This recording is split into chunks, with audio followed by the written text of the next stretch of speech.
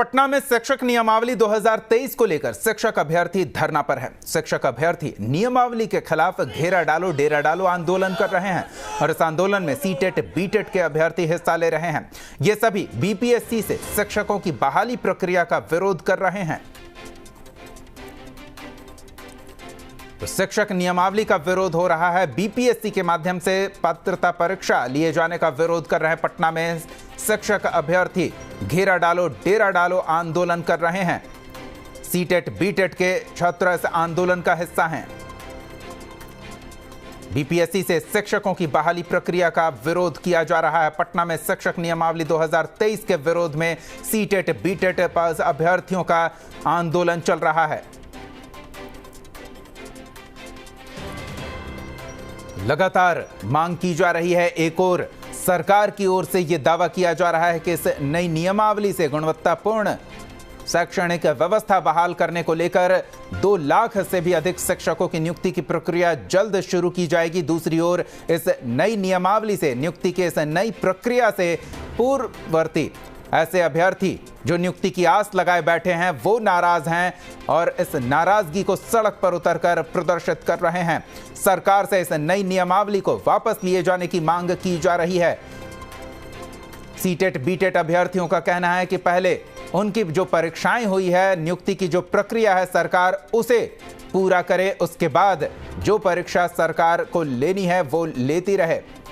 छठे चरण की नियुक्ति प्रक्रिया आखिरी दौर में है। 7वें चरण की नियुक्ति प्रक्रिया की प्रतीक्षा कर रहे अभ्यर्थी पहले से आंदोलन कर रहे थे नियुक्ति प्रक्रिया पूरी किए जाने को लेकर, लेकिन इसी बीच बिहार सरकार ने शिक्षक भर्ती को लेकर नई नियमावली को स्वीकृति दे दी है, जिसके बाद अभ्यर्थियों को विरोध का एक और मुद्दा मिल गया है। नई नियमावली के विरोध में अब सीटेट बीटेट के अभ्यर्थी आंदोलन पर उतर आए हैं। घेरा डालो डेरा डालो कार्यक्रम की शुरुआत की गई है।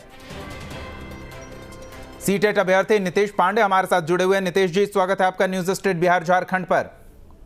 बहुत धन्यवाद आप हमें मौका देने के लिए। जी बिल्कुल, आपकी आवाज सरकार तक पहुंचे। आप देश के भविष्य हैं, तो ऐसे में हम ये जानना चाहेंगे कि नियुक्तियों को लेकर सरकार भविष्य में कुछ बेहतर करने का दावा कर रही है इस नई नियमावली को लेकर, फिर विरोध क्यों? देखिए सर, विरोध इस वजह से हुआ कि 14 दिन से हम लोग छठे चरण से छटे हुए थे। अगर 14 दिन के लिए सरकार हमारी बात सुन लेती तभी अब तक हम लोग कोई आंदोलन नहीं करते। जो 14 दिन से हम लोग वंचित है, इसीलिए हम लोग भयभीत हैं।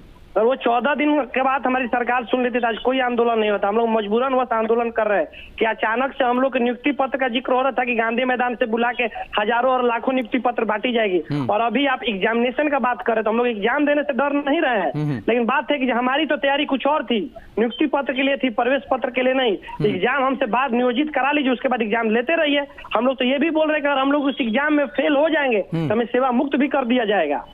बिल्कुल। नितेश जी, एक चीज और समझना चाहेंगे। नितेश जी, जिस तरह की बातें आ रही है, हालांकि अभी ये स्पष्ट नहीं है कि जो छठे चरण के आखिरी दौर की नियुक्ति प्रक्रिया और 7वें चरण की नियुक्ति प्रक्रिया है उसमें कोई बदलाव किया गया है, वो पहले की तरह पूरा करेगी सरकार, क्या इसको लेकर कुछ जानकारी है आपके पास? जी सर, इस नियमावली में लास्ट पेज पे साफ तौर पे लिखा गया है कि जिस दिन से नियमावली पब्लिश हो गई है उस दिन से पुरानी सारी प्रक्रिया को रद्द किया जाता है और जितने भी नियोजन प्रक्रिया चल रही है सभी को समाप्त माना जाएगा। तो ये नाराजगी का एक बड़ा कारण है आप लोग का?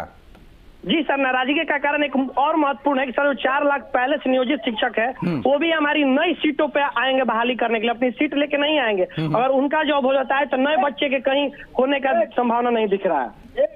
जी नितेश जी, क्या लग रहा है, ये बस राजनीतिक नियुक्ति नियमावली बनी है या फिर वाकई में सरकार की मंशा है कि युवाओं को बेहतर रोजगार के अवसर मिले? ये अभ्यर्थियों को लड़ाने के लिए, अभ्यर्थी और नियोजित शिक्षकों को लड़ाने के लिए नियमावली लाई गई। अगर बहाली की मंशा रहती तो हमें मई के महीने में एक लेटर इशू हुआ था जिसमें लिखा गया था कि जुलाई से आपकी नियुक्ति प्रक्रिया प्रारंभ कर दी जाएगी, लेकिन वो लेटर पता नहीं किस कोने में खो गया और ये नई नियमावली हमारे बीच आ गई। यानी कि नितेश जी, आप ये मान रहे हैं कि अब तक सरकार की ओर से, शिक्षा मंत्री की ओर से जो कहा जा रहा था कि जल्द छठी प्रक्रिया और 7वीं नियुक्ति प्रक्रिया को पूर्ण कराया जाएगा 7वें चरण की, उसमें धोखा दिया गया है?